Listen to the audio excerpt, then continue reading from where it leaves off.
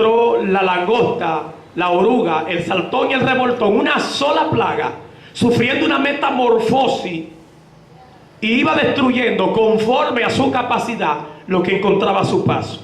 Luego Dios produce una gran sequía, y cuando produce la gran sequía, el pacto para el ganado se seca. El ganado no encuentra agua para tomar, no encuentra pacto para comer, y entonces el ganado comienza a caerse, la vaca madre comienzan a morir, y ya no hay becerro de año para sacrificar a Dios, al Dios del cielo. El higo, aleluya, y la oliva, unos ni daban su vino y otros no daban el aceite porque no producían. Y cuando entró entonces el juicio de Dios, y Dios entró exigiendo lo que el pueblo de Israel tenía que darle, gloria al Señor.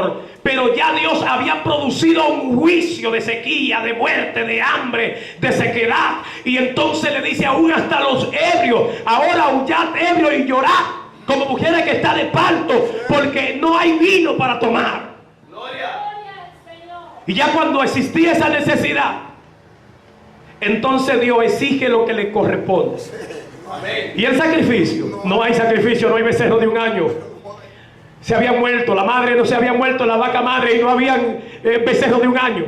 No había las ovejas, no había el cabrito para sacrificar. Entonces Jehová, entonces es cuando Dios determina actuar por lo que le hacía falta, que el pueblo de Israel no correspondía con los sacrificios ni las ordenanzas dadas por Dios a través de Moisés. Amén. Hay cosas que Dios las va a producir en nuestras vidas hasta que nosotros entendamos que nosotros debemos de vincularnos de cualquier cosa material que nos ate al mundo, que nos ligue al mundo, de cualquier cosa secular que nos ligue al mundo, y de cualquier cosa espiritual que no nos permita avanzar hacia la gloria de Dios. Aleluya. Amén. Porque aquí hay lectura pasada, pero que son un ejemplo para que nosotros vivamos, y no vivamos conforme a la naturaleza con que esta gente se guiaron ante la presencia de Dios, porque no les fue bien cuando caminaron de esa manera. Gloria al Señor. Ahí nosotros tenemos tanto vínculo. La Biblia dice que nosotros estamos rodeados. El escritor de los Hebreos dice que estamos rodeados de debilidades. No llenos de debilidades, estamos rodeados de debilidades. Por estar rodeados de debilidades, usted y yo le echamos mano a la debilidad que usted y yo queremos. Gloria. Hay debilidades de desobediencia, de rebeldía, de prepotencia, de arrogancia. Hay debilidades de aire, de grandeza, de envidia ministerial. Hay muchísimas debilidades.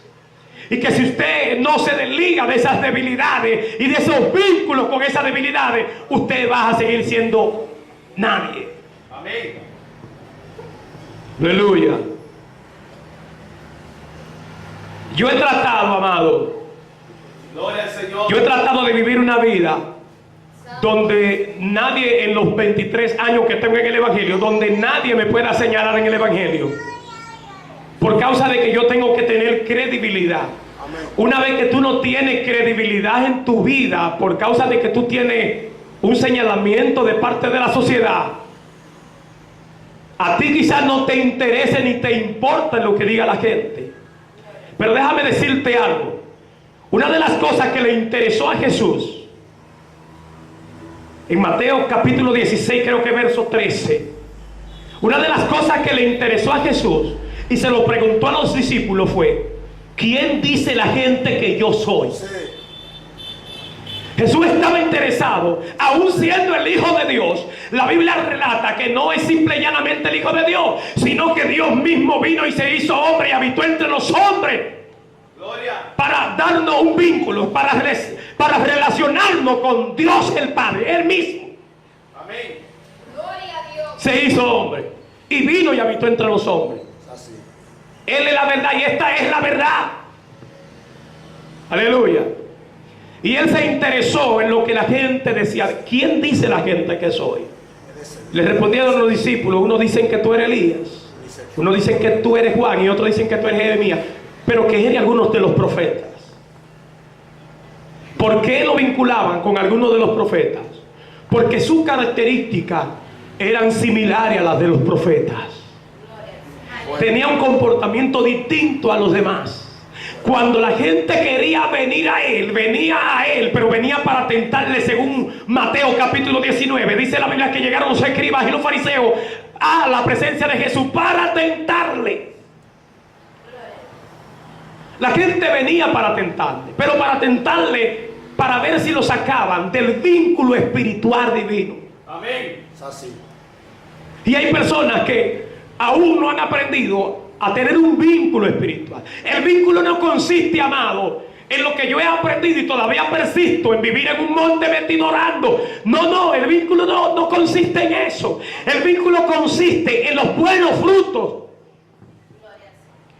Jesús dijo, usted ve que hay hermanos que dicen, bueno, a mí no me importa lo que diga la gente. Gloria. La Biblia dice que no te debe de importar lo que diga la gente cuando se hable de ti mintiendo.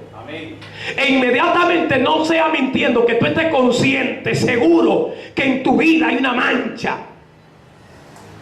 Entonces debe de interesarte. Debe de interesarte para que tú puedas cambiar la trayectoria de vida. Debe de interesarte para que tú cambies la forma, la formación. Debe de interesarte para que tú cambies de horizontal a vertical. Cuando tú seas espiritualmente vertical, podrás ver al blanco soberano de la vocación. Amén. Si no es así, no. Aleluya. Que yo estoy en el... No, a Dios no le importa con quién tú estés vinculado. Hay personas que están vinculados, aleluya, sentimentalmente. Y ese vínculo lo lleva a guardar el pecado de los demás.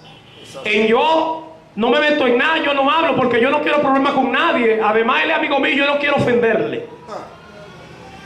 Cuando tú te vinculas al pecado, te haces enemigo de Dios. La Biblia no dice que ellos lo hacen, sino que también tú te gozas con los que lo hacen. Y que el que encubre el pecado no prosperará, mas el que lo confiesa hallará misericordia, pero si se aparta de él, salvación para su alma. Gloria. Aleluya. Hay dos vertientes para tener salvación. Tienes que confesar tu pecado y apartarte de él. Confesarlo para misericordia y apartarte para salvación. Aleluya. Cuando tú confiesas y te apartas, te estás desvinculando con el pecado. Amén. Automáticamente estás desvinculado. No puede hacerte daño. Aleluya. Eso era lo que estábamos hablando cuando Dios se apareció a Caín después de matar a Abel. Y Dios le dice a Caín, ¿dónde está tu hermano Abel? Y él le responde, yo no soy guarda de mi hermano. Yo no soy un guachimán. Yo no soy un celador. Yo no soy un guardaespaldas. Yo no soy el quien lo tiene que cuidar. ¿Dónde está? Él no está en el campo. Ya estaba engreído. Aleluya. Y dice la palabra de Dios que Dios le dice a Caín, mira, yo te voy a poner algo por delante. Te voy a poner una ley, una salida, una alternativa. Y es que si tú bien hiciere, entonces tú te enseñorearías del pecado. Si no lo hiciere bien, si no lo hiciere de la manera, porque no era simple y llanamente el bien hiciera, era que Dios le había establecido a través de su padre Adán y de Eva cómo se adoraba a Dios, cómo se humillaba ante Dios. Y entonces Dios le estaba recalcando la misma manera: si bien hiciere, tú te enseñorearías del pecado, y si no lo hicieras así, el pecado se enseñorearía de ti. Aleluya. Hay vínculos que para nosotros parecen formales, pero son informales. Aleluya. Son informales. Hay personas que dentro del evangelio, amado, dentro del evangelio, salen del evangelio para afuera siendo evangélico, para buscar, amado, una compañera, un compañero, cuando Jesús pregunta que qué comunión tiene la luz con la tiniebla. Amén. Y que qué comunión tiene Dios con Belial, o que Cristo con el diablo. En 1 Corintios, en el capítulo 5, usted puede ver al apóstol Pablo desvinculando a lo espirituales de lo terrenales, de lo carnales, cuando dice: os he escrito por carta que no os juntéis con ninguno que fuere fornicario, que fuere avaro, que fuere idólatra. Y entonces él pone una separación entre el que es y el que no es. Y para que la gente esté clara de lo que él está diciendo, vuelve y recalca y le dice: yo no le escribí a ustedes de que no se juntaran con los fornicarios ni con los adúlteros del mundo, porque en tal caso sería necesario sacarlo del mundo. Más bien yo le escribo que no se junten con nadie que llamándose hermano. Amén. Así es fuerte. Y la gente, queriendo agradar al hombre, lo que hacen es desagradar a Dios. Y corre peligro la salvación de su alma. Hoy nosotros pasamos por alto ese texto bíblico y nos apoyamos en el texto que dice que Jesús no vino a los sanos sino a los enfermos, y vamos y nos ligamos con el diablo. Sabemos que el árbol así cayó, así nació, así se crió, así se formó y así morirá. O sea que no hay restauración en su... Yo creo en la restauración, pero no hay restauración en su vida. Jesús comenzó a hablar en parábola delante de una gran multitud, y los discípulos se quedaron escuchándolo. Y cuando llegaron allá a la casa, le dijeron a Jesús: simple y llanamente tenemos una pregunta para ti. Hágala. Los discípulos le preguntan a Jesús que por qué él con ellos habla tan claro, por qué ellos pueden entenderlo, y por qué la sociedad, parafraseando ahí en este momento, por qué la sociedad, tú le hablas en chino, le hablas en japonés, le hablas en coreano, se la pone difícil. ¿Por qué? Y Jesús le respondió a él: yo le hablo en parábola para que ellos, teniendo ojo, no vean, y oído, no oigan, y no se arrepientan a la predicación. O sea, la determinación de Jesús es de que se pierdan. Porque hay personas que no hay una regeneración espiritual nunca en su vida. Gloria. Porque no ponen de su parte. Amén. No hay una acción que le favorezca espiritualmente para cambiar la actitud, para cambiar la formación que han tenido desde pequeño. La formación que usted vio de papá, de mamá, golpeando a mamá, golpeando a la tía, golpeando al hermano, golpeando, maltratando. Esa formación, Dios quiere desvincularte de ahí. Y esa agresión física, espiritual y mental que todavía permanece en nuestras vidas, Dios quiere que nos desvinculemos de eso y desaparezca eso. Gloria al Señor. Aleluya. Y a Dios no le agradó que este pueblo, aleluya, se adaptara a esas vidas.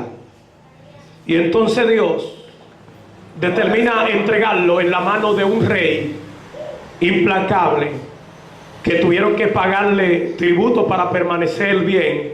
Y cuando Osea entendió que ya no quería ser más esclavo, envió mensajero al rey de Egipto para ver si recibía liberación. Pero el rey Salmanasar se dio cuenta y entonces lo encerró. Y allí tuvieron, amados, que pasar muchísimo trabajo, y volvieron a estar cautivos como siempre fueron cautivos, por medio de la desobediencia y de no buscar la presencia de Dios. Alza su nombre.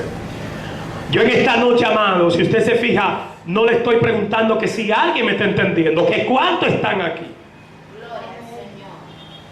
Porque la Biblia relata que el espiritual conoce las cosas que son del espíritu. Amén. Pero que hay una batalla entre el espíritu y la carne, porque el espíritu siempre está dispuesto.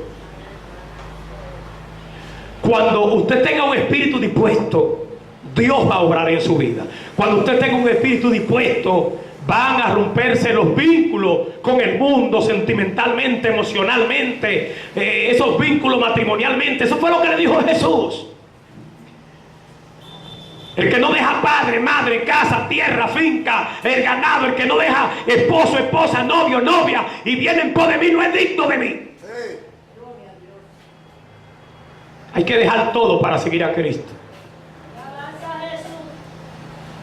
Hay cosas sentimentales que nos van a atar y que no nos van a permitir entender que debemos dejarla ahí para poder alcanzar otras cosas mayores. Hay cosas pequeñas que nunca nos van a permitir conseguir cosas grandes.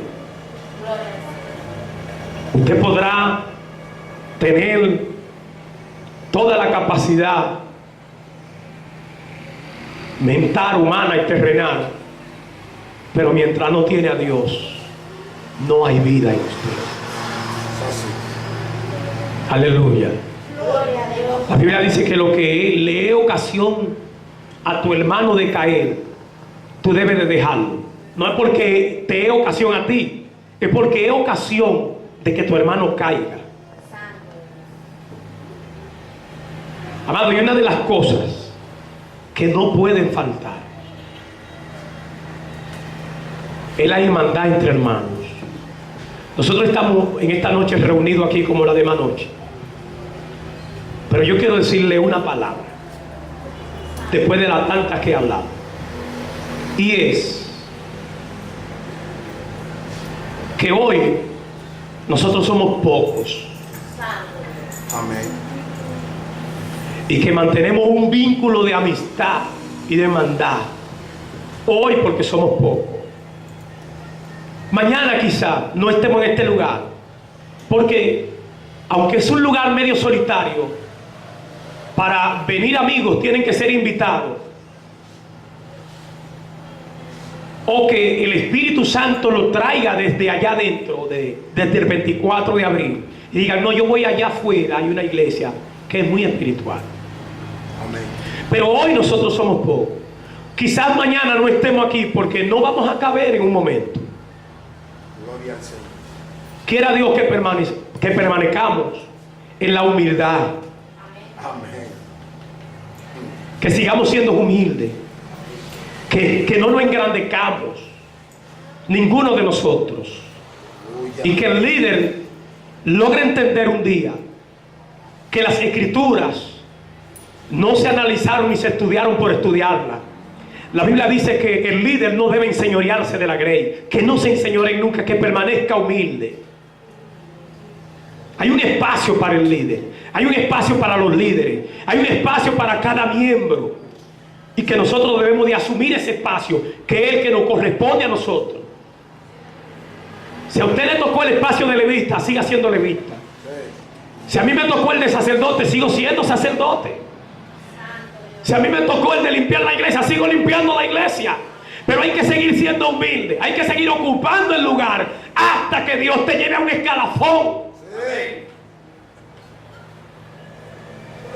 Dice que vamos de estatura en estatura hasta alcanzar la estatura de un varón perfecto.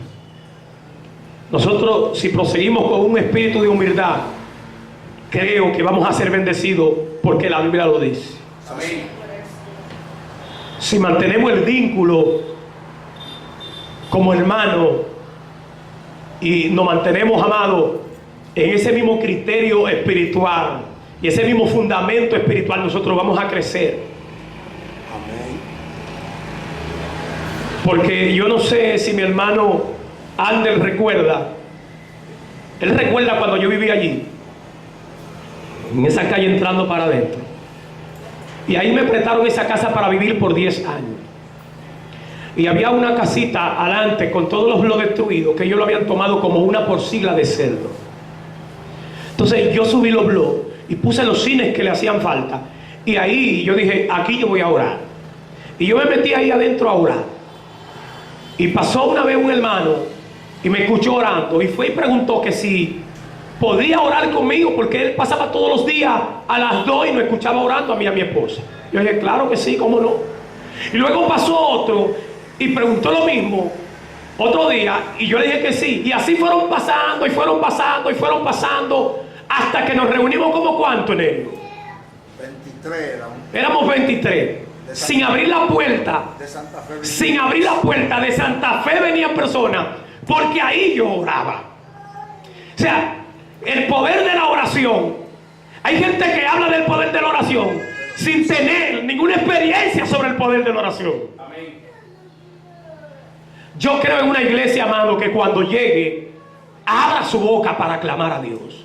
Yo creo en una iglesia, amado, que si vamos a adorar, amado. Amén. Yo creo en una iglesia, amado. Dios. Amado, ¿qué tiempo me queda, mi hermano? Dime qué tiempo me queda, porque quiero dar un pequeño testimonio. Ese pequeñito testimonio. Porque el que no entendió de lo que yo hablé, no va a entender ya. Gracias. Quiero darte el corto testimonio.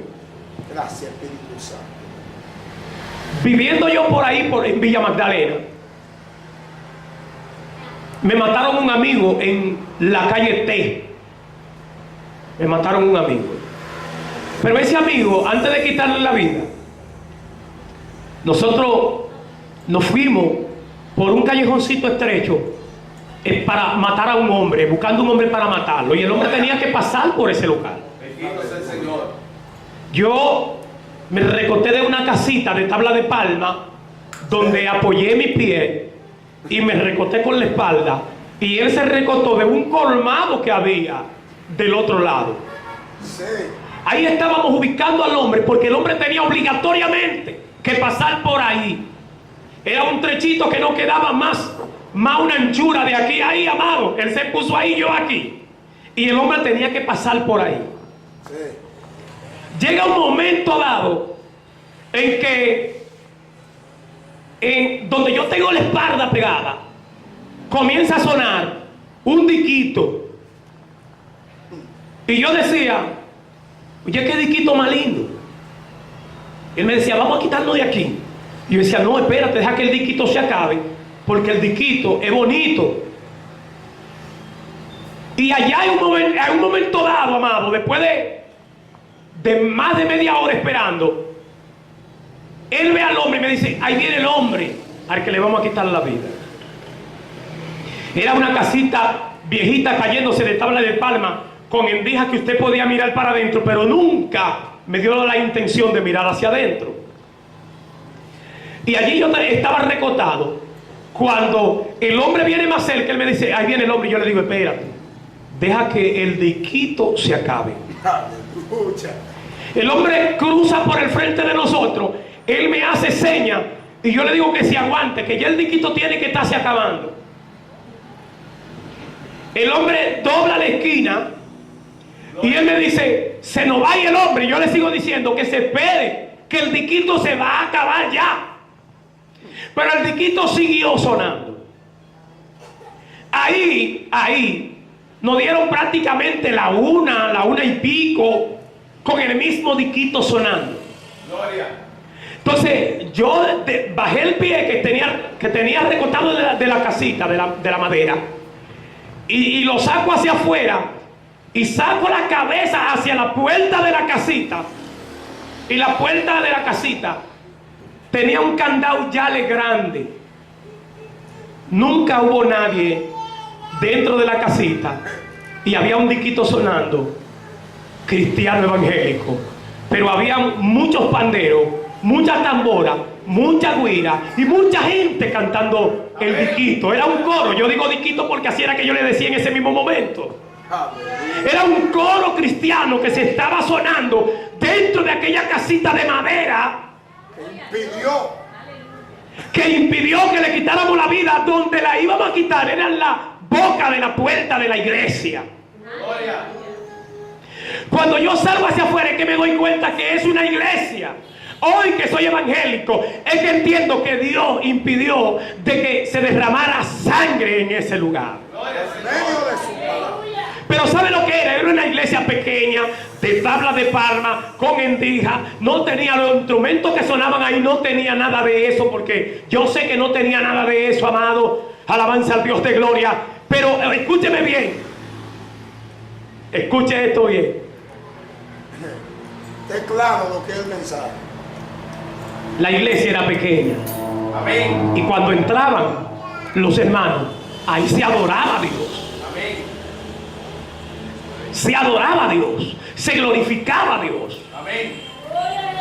Hoy yo lo llevo a usted Amén. y lo detengo 2 casas antes de la iglesia y usted no sabe si hay una iglesia. Esas personas no saben ni lo que perdieron, amado, cuando dejaron de ser pequeños y humildes. Gloria. Esa gente que están ahí no conocen este testimonio, Amén. porque ellos no quieren escuchar la voz de un hombre que predique el evangelio con verdad, porque se sienten reprendidos por la verdad. Sí. Gloria.